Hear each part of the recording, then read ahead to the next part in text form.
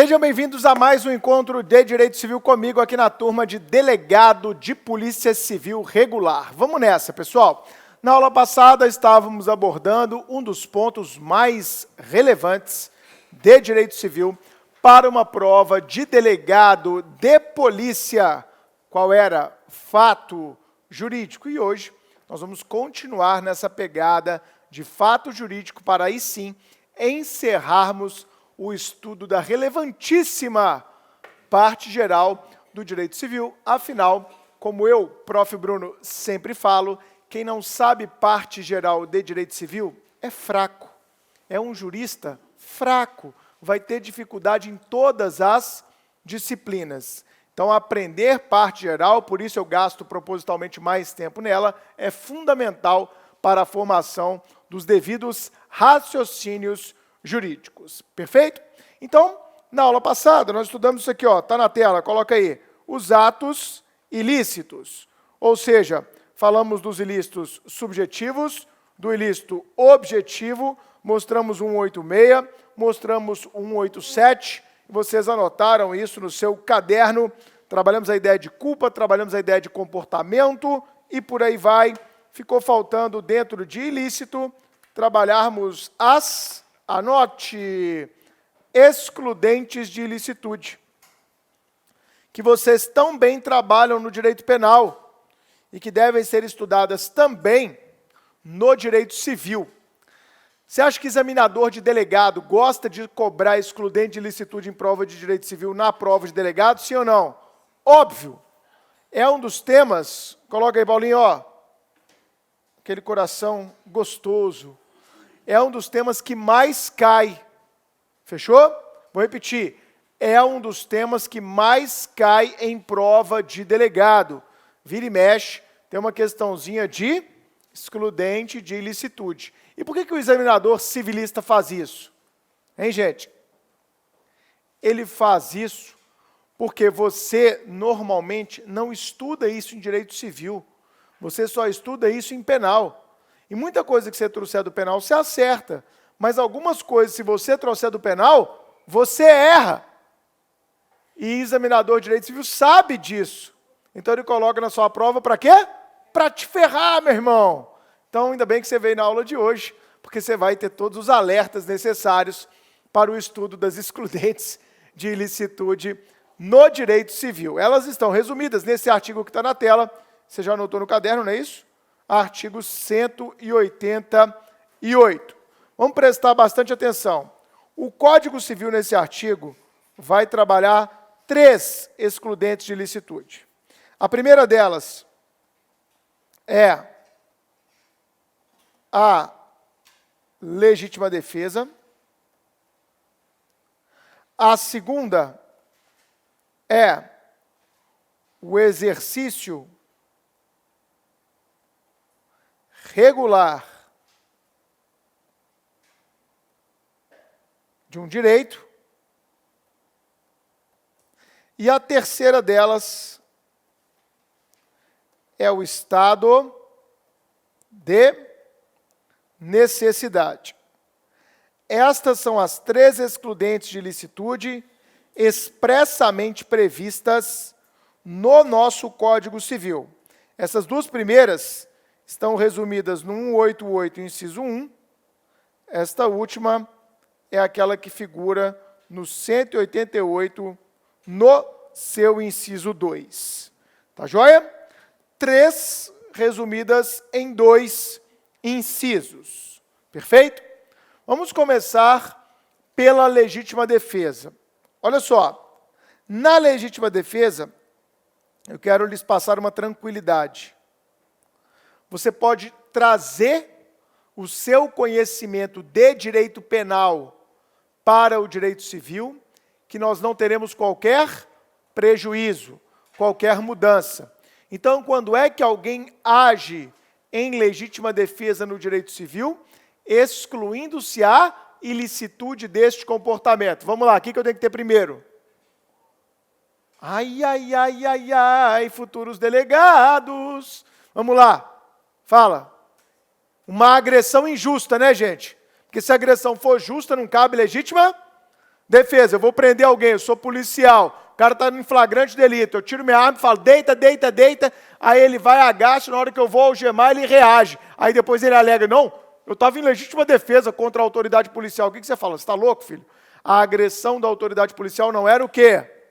Injusta. Então não vai caber o quê?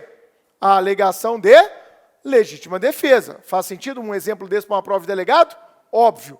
Então, primeiro, a agressão que o sujeito está sofrendo ou em vias de sofrer tem que ser uma agressão injusta, injustificada. Além disso, ela tem que ser iminente. O que é iminente? Que está acontecendo ou prestes a acontecer, como eu acabei de narrar. O que mais? Atual e iminente, né? Beleza, pode colocar aqui então, atual ou iminente. O que mais? Vamos, penalistas. Eu amo penal. Vai, chegou a hora de amar. Agora eu não quero amar mais. Né? E aí, gente, vai? Ah, claro. Uma agressão que provoque uma reação moderada para não ter excesso de legítima defesa, não é isso que vocês falaram? É verdade, eu falei. Uma reação moderada, utilizando dos meios que estiverem à disposição, meios esses que devem ser o quê? Proporcionais. Não são esses os requisitos que você aprende, gente? Tem que ser uma agressão real. Porque se for uma agressão meramente putativa, a gente vai entrar no âmbito da legítima defesa putativa. Então, o que os civilistas fazem aqui? Eles bebem na fonte do direito penal. Perfeito? Então, os requisitos da legítima defesa no cível são similares aos requisitos no penal. Agora, vamos pensar nas consequências. Fazendo esse paralelismo aí. No penal, se você praticou o ato ou o fato tido como ilícito, o fato tido como típico, mas ele não configura um ilícito porque você agiu em legítima defesa, qual é a consequência? Não há crime, gente. Tá? A teoria do crime. Fato típico, ilícito e culpável. Se você praticou o fato típico, a conduta descrita na norma penal, provocando o resultado lá previsto, que é a violação de bens jurídicos, os objetos jurídicos mais importantes da vida e coletividade, aquela ladainha toda do penal, quando você analisa o primeiro degrau, comparando o segundo e perguntando se aquela conduta foi praticada sob o manto de uma excludente de licitude, você chegar à conclusão que foi, como uma legítima defesa, o que aconteceu? Isabela? O que aconteceu? Não há crime. Então vai haver reprimenda penal? Vai ou não? Não. E no direito civil? Vamos, gente. Ô, Paulinha, você estava saindo do Supremo, passou um moleque aqui noiado, foi roubar sua bolsa, não foi isso? Aí você, como marombeira que é, deu um soco na boca dele e derrubou o menino, ele ficou lá desfalecido, esperando o SAMU chegar. Não foi assim que aconteceu aquele dia? Foi. Então eu pergunto para vocês, vocês não sabiam disso? Fato verídico. Então olha para cá. A galera ficou antenada, tá vendo? Você tem que mexer com o aluno. Então, olha isso, Paulinha, você deu um soco na cara dele. Você praticou algum ilícito penal? Ele está tentando roubar sua bolsa, você deu um soco, ele caiu. Você praticou algum crime? Ô, gente, a pergunta para você que é delegado. A Paula reagindo com seu punho, que era o meio que ela tinha à disposição, ela revidou uma injusta agressão de alguém que tentava roubar a bolsa dela. E aí, gente? Ela praticou crime? Não. Ela vai sofrer sanção penal? Não. O fato que ela praticou é típico? Sim. E teoria do crime. Eu que vou sair daqui hoje puxando a orelha de professor. Né? Olha para cá. Não há o quê? Crime. Agora, e do ponto de vista do direito civil? Não há o quê? Não há o que aprendemos na aula passada. Ato ilícito. Por quê? No direito civil eu não vou fazer aquela tripartição do direito penal, porque o direito civil não é feito de tipos. Mas eu posso analisar o direito civil sob o crivo da ou ilicitude. Então você vai dizer que aquele ato praticado pela Paula é, do ponto de vista do direito civil, um ato lícito. Então ela vai ter que indenizar. O menino que ela deu soco na boca lá, o pivete, perdeu 8 dentes. 8 dentes, é verdade isso. É verdade esse bilhete. Eu pergunto para vocês, ela vai ter que pagar a reparação, dentista, para esse menino ou não? Sim ou não, gente? Não, então o ato é lícito e, consequentemente, não vai gerar a consequência cível, ou seja, o dever de reparação dos danos. Ficou tranquilo, então? Show de bola. Exercício regular de um direito. Vamos lá. Quando é que eu vou falar de um exercício que é regular? Essa análise pode ser feita em abstrato? Não. Essa análise sempre vai ter que ser feita de acordo com o caso concreto e lógico. Eu vou analisar comportamentos do titular de um direito subjetivo. O que a gente analisa aqui é como foi, como se deu o comportamento do titular de um direito subjetivo. Ok? Então vamos lá. Eu sou credor da Amanda, que está ali. Não é isso, Amanda? Trocou de lugar, não pode, Amanda. A gente decora nome com o lugar que você está. Amanda, que trocou de lugar. Eu sou seu credor, Amanda. Você não me pagou na data correta. Eu posso lhe notificar a respeito da sua mora, a respeito do atraso nesse pagamento? Posso ou não posso? Ela pode achar que isso é uma conduta abusiva da minha parte e cobrar uma indenização?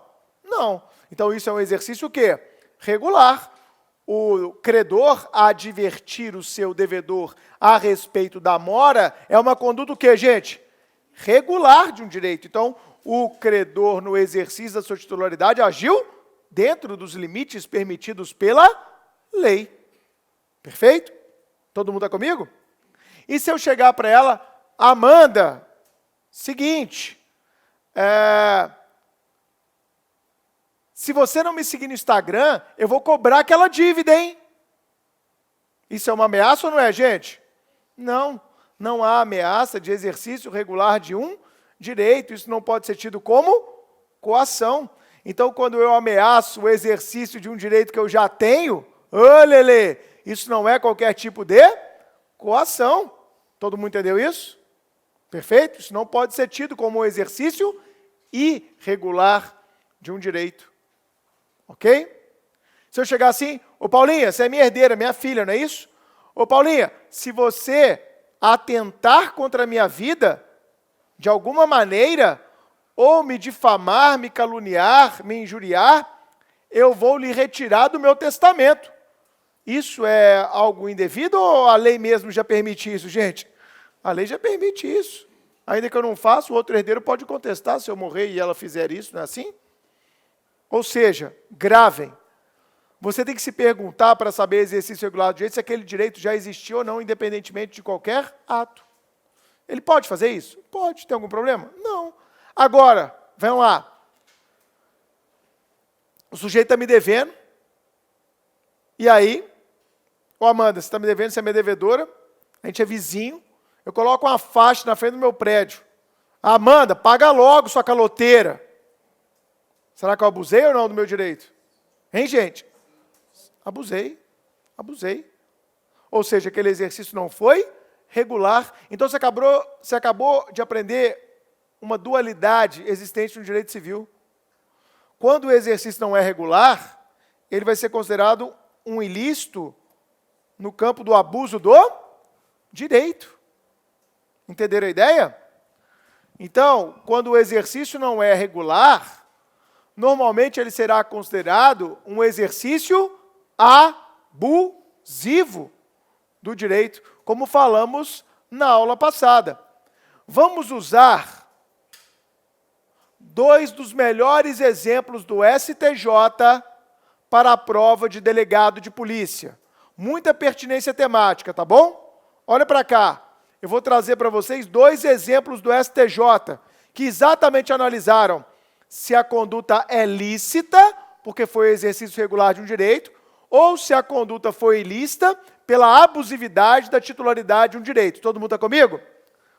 Hoje o tema da moda, liberdade de expressão. Com a era da internet, a gente vive tempos sombrios de liberdade de expressão, é ou não é? São os haters, eu adoro publicar coisa polêmica no meu Instagram, eu publico e sai correndo. A galera fica se matando, xingando o outro, eu nem leio, né? Mas é legal. Eu gosto desse, né? Você joga a bomba, bum, sai correndo, é muito legal isso. Vocês não acham legal? Eu acho legal. Aí você responde uns 4 ou 5 só para reforçar a sua posição e vai embora. É como se você jogasse mais 2 bombinhas e saísse correndo. É muito bacana. Só que eu não tenho muita paciência. De vez em quando eu estou com mais paciência, eu faço. Mas olha para cá. Presta bastante atenção. Por que eu dei esse exemplo? Porque na internet tem um monte de hater. Você tem a mãe de hater? Hein? Numa tradução literal, porque, como diria Bernardo, ninguém é obrigado a saber inglês. Né? Aqueles caras que odeiam. Hater. Tem a mãe do hater? Eu pergunto para vocês, será que esses haters, eles abusam do direito de liberdade de expressão? Hein, gente? Sim ou não? Não sei, tem que olhar o caso concreto, né? Olhar o caso concreto. Porque às vezes você tem que ser intolerante com os intolerantes. Até para não deixar que a intolerância dele se sobreponha à sua liberdade de expressão. De vez em quando a gente dá o bloco lá na galera. Ah, quer saber? Vou dar um bloco. Excluir bloqueado. É gostoso. É libertador. Olha para cá. Por que eu estou falando isso, gente? Porque esse é o tema do momento. Vai cair em civil, vai cair em constitucional, pode cair em penal. Fake news, gente. O cara cria uma notícia sabidamente falsa com fins de mobilizar a audiência, com fins de denegrir imagens, com fim de gerar tráfego em site. E quanto mais tráfego, mais clique, mais publicidade vendida, mais dinheiro arrecadado. Vocês têm pai e mãe assim que divulga fake news? Eu tenho, meu pai é o rei da fake news, velho. Ele pode receber qualquer coisa que ele divulga, e outro dia eu não entrei em zona de atrito, eu comecei a ensinar ele. Né? Eu falei, pai, isso aí é preocupante, tal, dá uma olhadinha se é verdade. Ele, como que eu olho que é verdade? Já ouviu falar no Google? Googla lá e vê se algum órgão de mídia grande está divulgando, está dando amplificação para isso. Se ninguém está falando sobre aquilo, é porque é fake. É muito fácil de checar se é fake news. E nós, como juristas, temos que ter o olho bem atento, alertar a família, de um jeito carinhoso. Né? Você é o jurista da família, Paulinho. Você tem que falar, gente, fake news é um abuso de direito. Tema do momento. Então, por que é o tema do momento? Se eu tenho um jornalista, olha para cá, gente, que faz uma reportagem dizendo assim, por exemplo, o presidente Jair Bolsonaro coleciona inimigos a partir do momento em que dá suas opiniões em momentos inoportunos. Será que se o Bolsonaro entrar com uma ação contra esse jornalista, o Bolsonaro vai ganhar? O jornalista fez uma reportagem sobre isso. O caos político gerado pelas declarações infelizes de Jair Bolsonaro. E ele vai explorando. Quando ele falou isso, aconteceu aquilo. Quando ele falou isso, ele se indispôs com a Bachelet. Quando ele falou isso, ele se indispôs com o Macron. Quando ele falou isso, ele se indispôs com a Argentina. Quando ele falou isso, ele se indispôs com a ONU. Quando ele falou isso, ele se indispôs com a Noruega. Então, se o jornalista constrói um discurso desse, amanhã se o Bolsonaro acionar e pedir uma indenização por dano moral, porque isso é inverídico, ele vai ganhar? Vamos, gente? Não, o que qualquer tribunal brasileiro vai falar?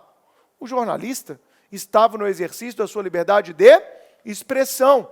Então, ele noticiou um fato verídico, vamos lá. Gente, isso que eu falei, vocês estão sabendo o que está acontecendo no mundo? Vamos lá, o fato que ele divulgou é verídico? É ou não? Sim. Ele pode dar a opinião dele de que aquilo está prejudicando as relações diplomáticas brasileiras? Isso é livre ou não? Há uma liberdade para se falar isso ou é proibido? Claro que é livre. O que ele falou tem ali um interesse público envolvido de toda a nação? Tem ou não tem? Tem. Então o que o STJ já falou 1000 vezes?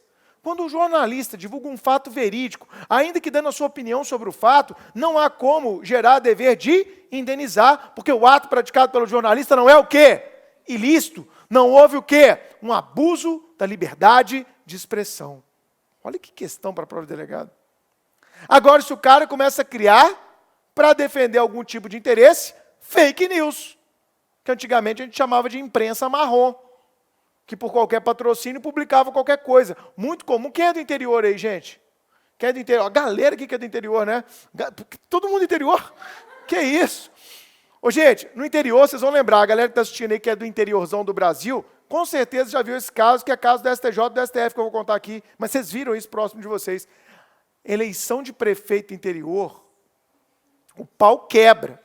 É a família A contra a família B, é o grupo político apoiado pela família mais rica da cidade, contra o outro grupo político, não é assim, não é? É assim ou não é, gente? Eternamente.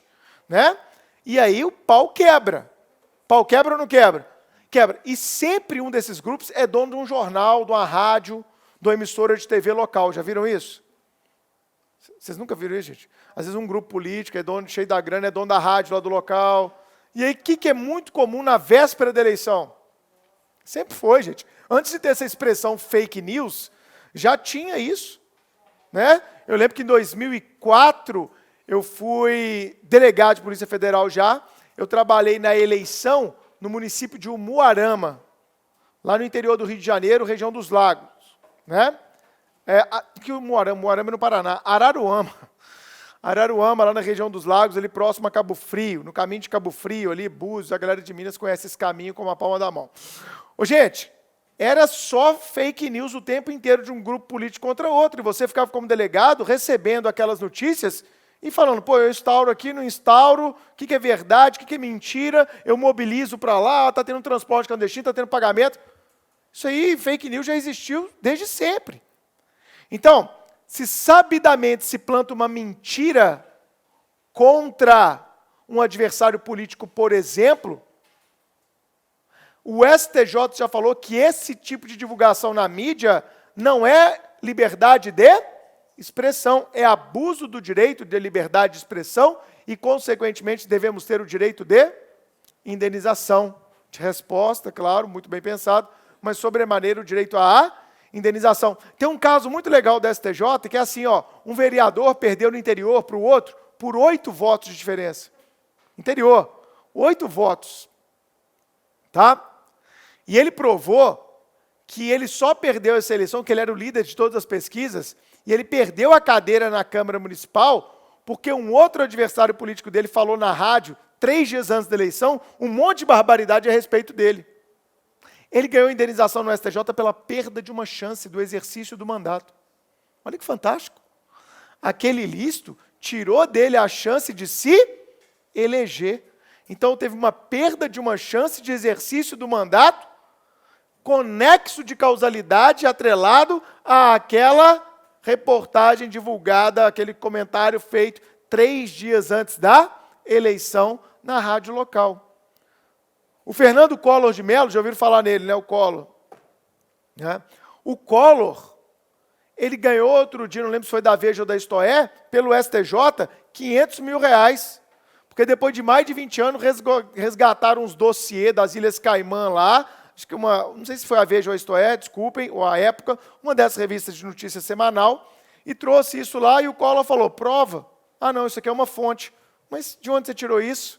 Que eu tenho esse dinheiro lá? Nunca houve essa denúncia, nunca houve inquérito, nunca houve nada, e você vem depois de muito tempo falando que eu fiz isso, então vai ter que provar minimamente. Ah, não, eu resguardo o sigilo da fonte, mas você não tem um documento. Você fez uma ilação que afeta contra a minha honra. Gente, até o Collor já foi indenizado pelo STJ, pelo quê?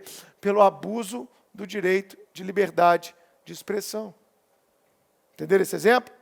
Então, liberdade de expressão é um tema do momento para você analisar exercício regular ou exercício abusivo. Então, eu falei de interesse público, eu falei de veracidade, são sempre critérios que fazem com que essa ponderação ocorra no caso concreto. Fechado?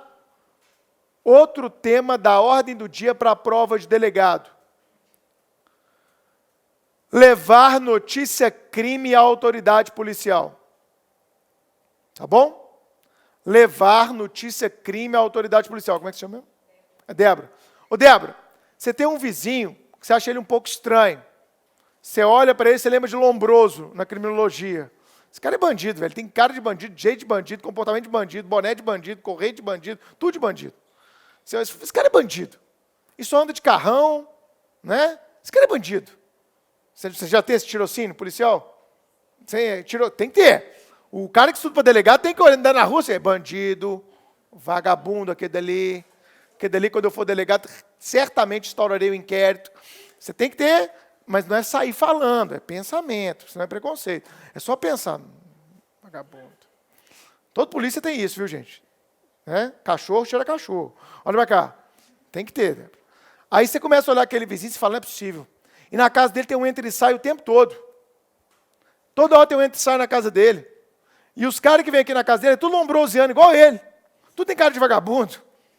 Aí você já faz assim, ó, tráfico. Certeza que nesse apartamento desse cara é boca de fumo. Aí de vez em quando vem uma marizinha esquisita. Você fala, ele é usuário e traficante, vou denunciar. Você tem direito de levar essa notícia crime à autoridade policial? Olha que questão de processo penal, de civil, de constitucional. Gente, você está tendo um monte de elemento. Entra e sai, cara, jeito, comportamento de vagabundo, cheiro, ostentação de um padrão de vida incompatível com quem mora naquela região. É vagabundo, pô. Você vai levar aquela notícia crime ou não pode? Pode ou não pode, gente? Pode. Aí o delegado vai, te escuta, fala, não, nós vamos investigar e tal, o delegado investiga, bota os agentes chegam na mesma conclusão que você é vagabundo, esse entra e sai, característica de tráfico. Chefe, vamos pedir uma busca nesse apartamento. Aí pede a busca, chega lá, sabe o que era? Era doação de alimentos para pessoas carentes. Várias cestas básicas na casa, reviram a casa inteira e não tem nada. Ele era só um cantor de um grupo de reggae. Não tem nada contra ele. Eu lhe pergunto, ele, se ingressar com uma ação de reparação de danos contra você, já que nem indiciado foi o pobre coitado, ele vai ter sucesso ou não? Gente, vocês são futuros delegados, vocês têm que analisar isso. Ou o delegado praticou algum abuso de autoridade para entrar na lei nova, e aí? Não, abuso de autoridade, lógico que não, havia indícios, né? Mas e a denunciante, a Débora, que achou que era polícia? Hã? O que vocês acham, gente? Não. O que o STJ já falou? O denunciante, se tinha elementos de convicção razoáveis para realizar a denúncia, ou seja, a condução da notícia crime à autoridade policial, ele não pode ser condenado à reparação do dano, ainda que provado depois que o noticiado, denunciado, era inocente. Eu disse se havia fundamentos para aquela notícia crime. Tá bom? Porque vocês vão ser delegados, não é isso? Amém? 4 pessoas falaram amém, as outras ficaram de cabeça baixa, ainda estão na dúvida se querem a profissão. Ô, gente, olha para cá, você que está em casa aí. Vai ser muito comum na sua delegacia, pode anotar, vocês vão lembrar de prof. Bruno, chegar gente querendo criar notícia crime contra inimigo. Tá? Muito comum, né? Quem é policial sabe. Você vê que é uma inimizade e o cara está querendo colocar o inimigo para ser investigado pela polícia. Tá?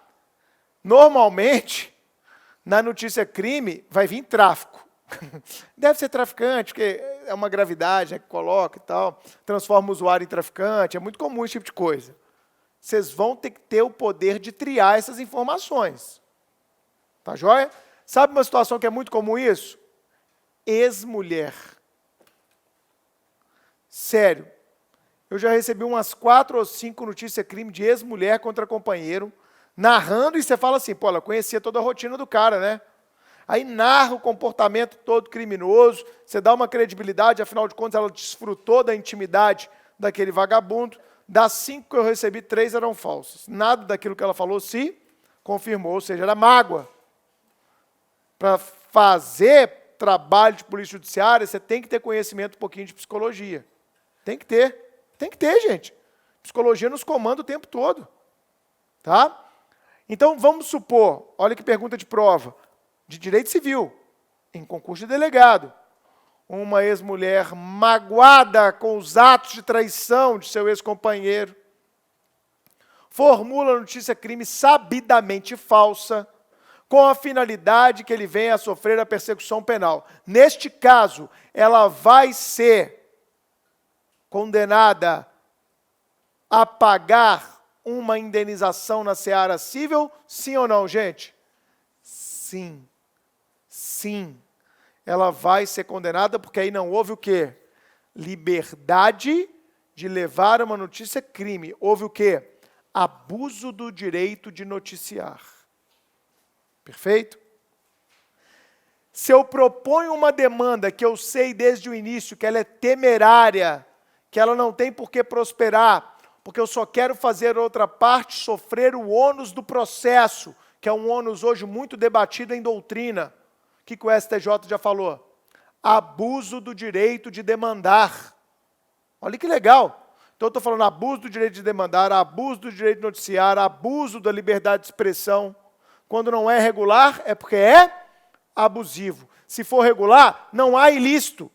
Logo, não há dever de indenizar. Se for abusivo, é ato ilícito. E, consequentemente, haverá o dever de indenizar. Falei excelentes questões para a prova de delegado aqui, faz o corte. Continuando.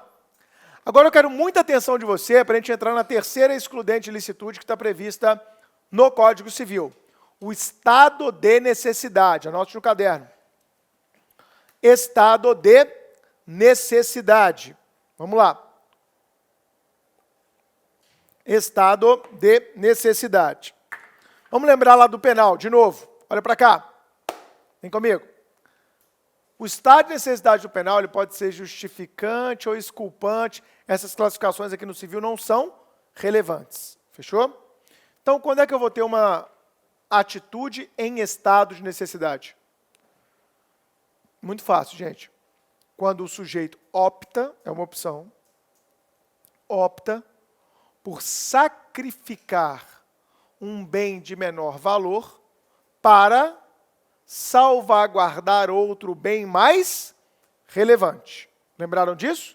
Repetindo, quando o sujeito opta por violar, lesar um bem de menor valor para salvaguardar, proteger, preservar outro bem mais relevante, outro bem mais valioso, nós vamos dizer que aquela pessoa agiu em estado de necessidade. Fechou? Exemplo clássico de aula de estado de necessidade.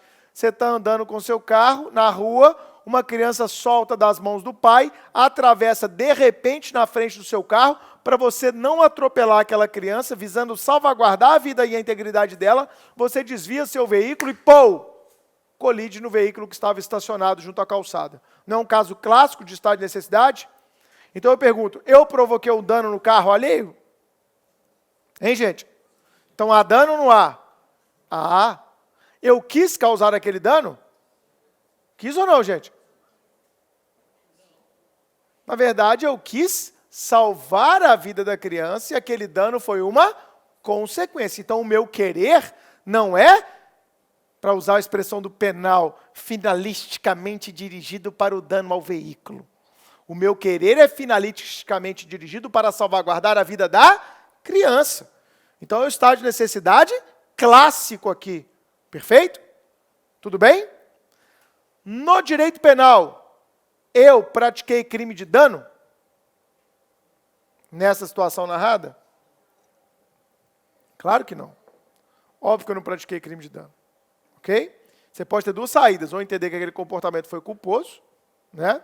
Ou entender que houve comportamento doloso, de causar o dano ao carro, mas esse comportamento doloso não vai resistir ao exame da ilicitude, porque você vai falar que houve uma exclusão da ilicitude. Esse é o caminho mais normal de você defender essa questão no direito penal. Todo mundo está comigo? Momento não pisca, olha para cá. Aqui reside uma distinção profunda do direito civil para o direito penal, que já caiu em pelo menos 3 concursos de delegado. E os meus alunos acertaram. Preste atenção, o momento não pisca, olha para cá. Pessoal, nesta situação narrada, eu, que desviei o meu carro para não matar a criança, terei, sim, que pagar uma indenização ao dono do veículo que estava estacionado. Ô Bruno, mas o seu ato não é ilícito, o seu ato é lícito. Você agiu em estado de necessidade, sob o manto de uma excludente de ilicitude.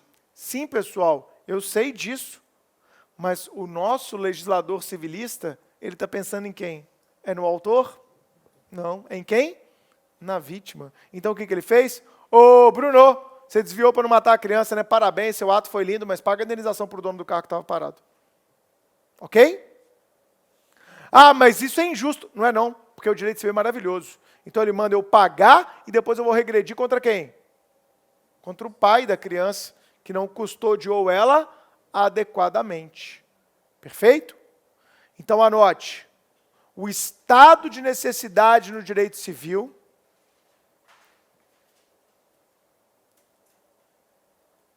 pode gerar dever de reparação dos danos. Pode gerar dever de reparação de danos. Não é uma distinção relevante? Super, por isso cai em prova toda hora. Você traz o raciocínio de penal aqui, toma na cabeça. Tá? É uma distinção super relevante. Ok? Ah, eu não concordo muito não. Então muda a lei. Porque isso é o que está no artigo 929 do Código Civil. Dever de reparar o dano causado, ainda que esse dano seja oriundo de uma conduta em estado de necessidade. Ah, Bruno, mas aí depois eu tenho um regresso contra o pai da criança nesse seu exemplo, né? Sim. Onde está o regresso? 930. Artigos de conjugação obrigatória na aula de Prof. Bruno. 1882 com 929 e 930. Como é que pode vir, Amanda, uma questão bem formulada a respeito desse ponto da matéria? Vou te ensinar agora.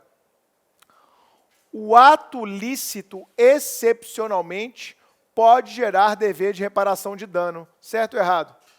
O ato lícito, lícito, ele pode, excepcionalmente, gerar dever de reparação de danos. O examinador está te perguntando o quê? Você conhece as regras a respeito do estado de necessidade?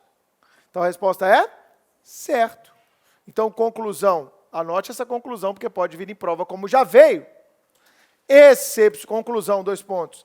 Excepcionalmente, conclusão, excepcionalmente, o ato lícito pode ensejar dever de reparação de danos. O ato lícito pode ensejar dever de reparação de danos. Fechado? Estamos falando, lógico, do caso do estado de necessidade.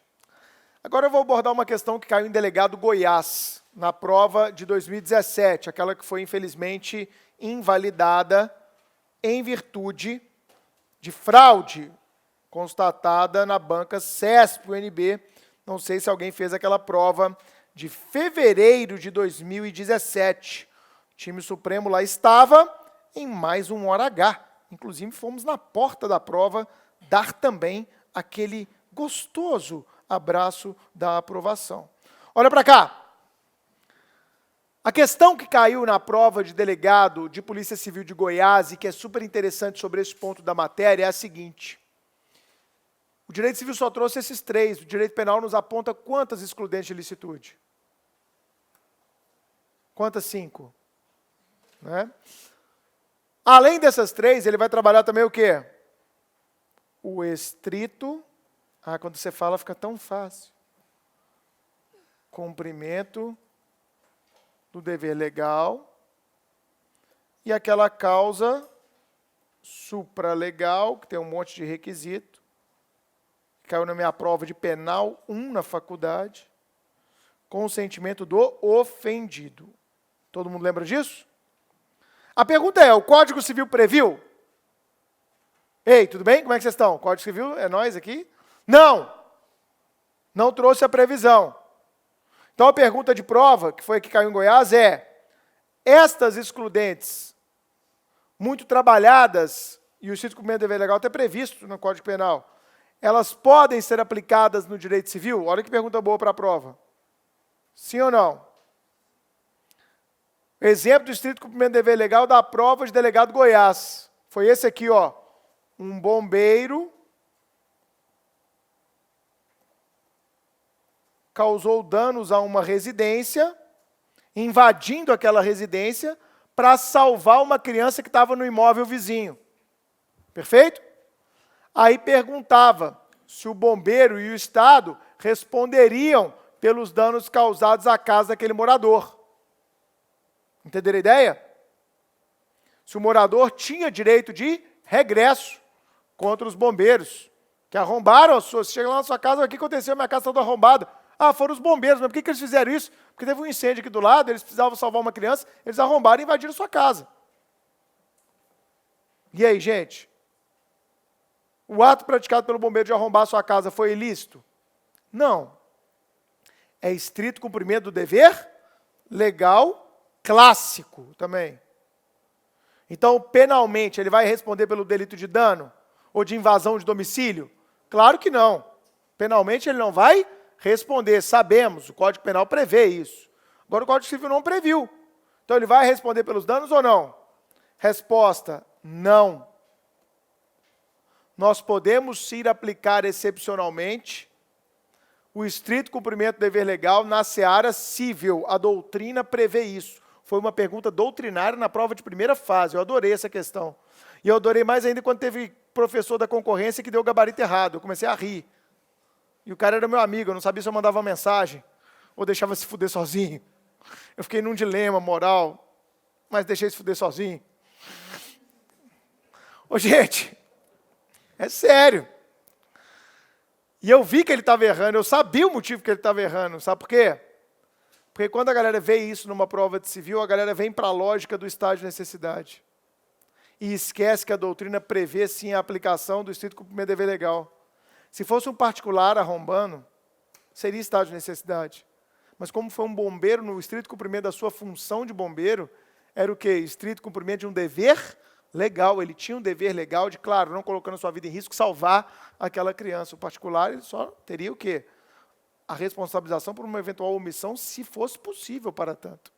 É diferente neste caso. Então, na hora que o examinador colocou um bombeiro, eu falei, nossa, na maldade. Eu já comecei a ler a questão, falei, quer ver? Quer ver que vai falar de estado de necessidade? CREL, estrito cumprimento do dever legal. E aí, esse professor de outro curso, ele deu o seguinte gabarito. Vai ter que responder em virtude de 929 e 930, porque ele trabalhou a hipótese como estado de necessidade, quando, na verdade, é estrito cumprimento do dever legal. Então, como não há regra específica para o estrito cumprimento do dever legal, como é que você vai aplicar essa regra analogicamente se ela foi construída para um caso específico, que é o do estado de necessidade? Perfeito? Então, repetindo, porque eu gosto de cadernos bonitos, porque os alunos lembram com carinho da sua pessoa e você recebe energia positiva onde quer que você esteja. Não é assim? Então, Mateus, né? Anota aí, Mateusão. A doutrina civilista admite a aplicação do estrito cumprimento do dever legal na seara civil. Ponto. Neste caso, o tratamento, anota aí, Débora, nesse caso, o tratamento não será o mesmo do estado de necessidade. Notou? Show de bola. Nesse caso, o tratamento não será, anota aí, Gil, para de rir.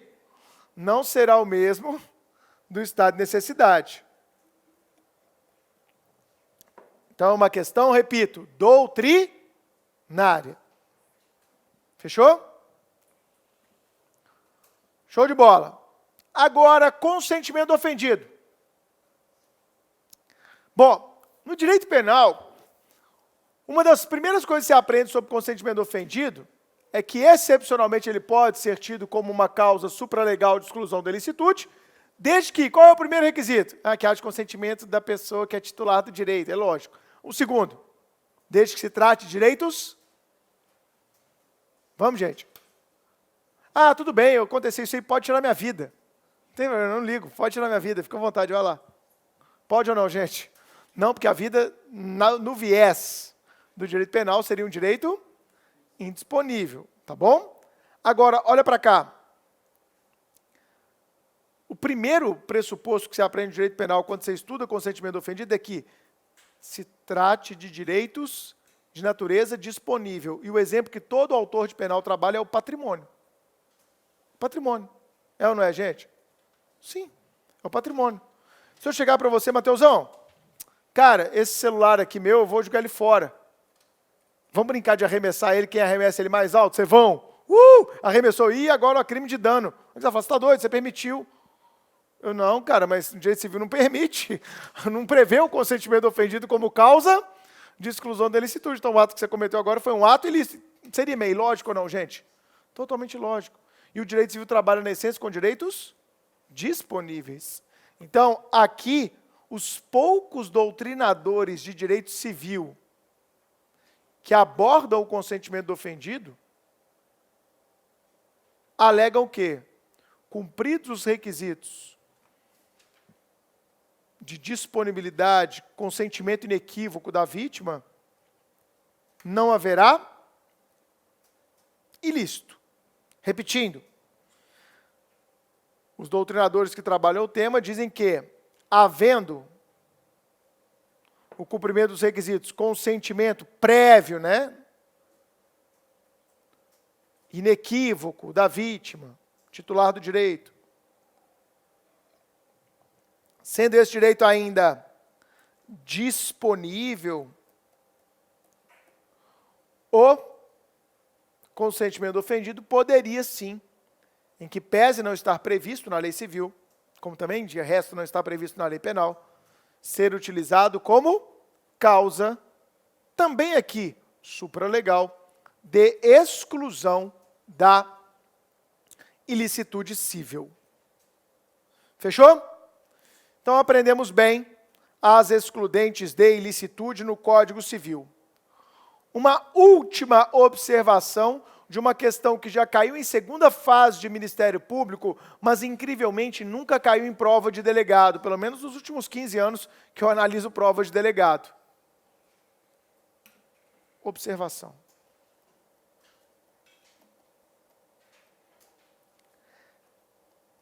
E a legítima defesa putativa?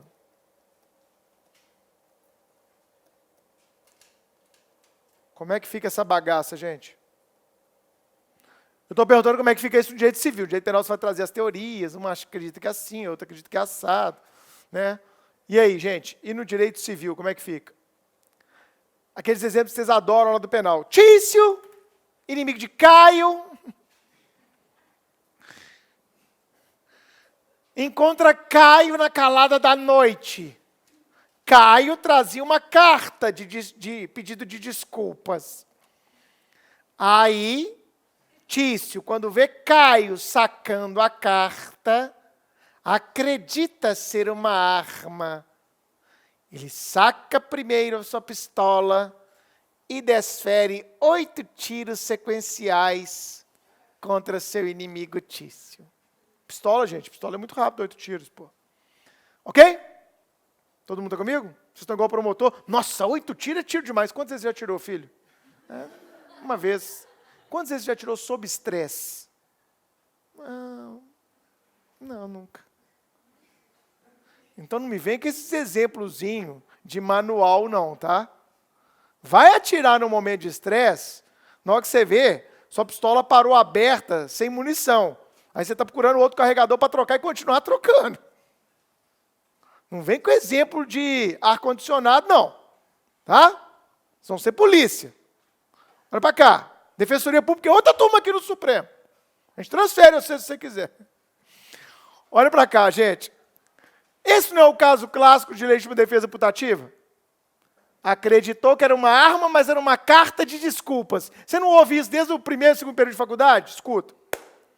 Aí no penal o professor lá vai dar a solução, você exclui a tipicidade, você exclui a culpabilidade, erro, se é uma questão que deve ser tratada como erro, e por aí vai. Não é assim? Beleza, agora e no direito civil? A pergunta é, diante da legítima defesa putativa, aquele sujeito que optou por reagir e causou dano à pessoa que não estava praticando agressão nenhuma, a agressão era uma viagem, a agressão era uma mera suposição, a agressão era falsa, ela não era real, ela era fictícia. Eu pergunto, ele vai ter que pagar indenização para essa vítima ou não? Raciocina. Olha, aluno meu, ele tem que aprender a raciocinar. Eu venho aqui, é para ensinar a raciocinar. Se for para ensinar lei, ficar colocando artigo na tela, não precisa de mim, não. Vocês são alfabetizados. Então vamos lá, raciocina. Vamos lá. O cara ia entregar uma carta, gente, de desculpa. O outro saca uma pistola e dá 8 tiros. E mata a família do morto. Se entrar com a ação de indenização, vai ganhar ou não? Ou vai adiantar o autor e falar, não, mas ele era meu inimigo, eu supus que era uma arma. Isso ele vai alegar no penal, para não receber pena. A depender da teoria que você adote no penal. No direito civil, o direito civil é a matéria mais emocionante, linda e maravilhosa da face da terra. Porque ele está pensando em quem? Vai! Uma chance de acertar. O direito civil pensa em quem? Na vítima. Se você não gosta de civil, você é inimigo da vítima. Paulinha, então a família da vítima vai ter sucesso na pretensão reparatória ou não vai? Vai! Porque o direito civil está focado na dignidade, no solidarismo, na reparação integral de quem? Da vítima.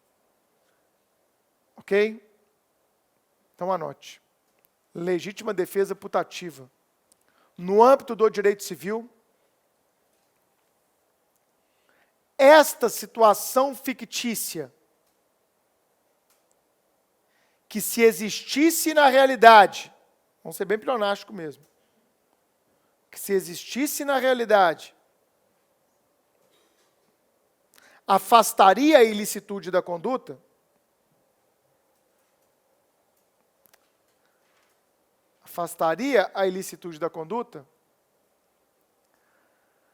não será capaz de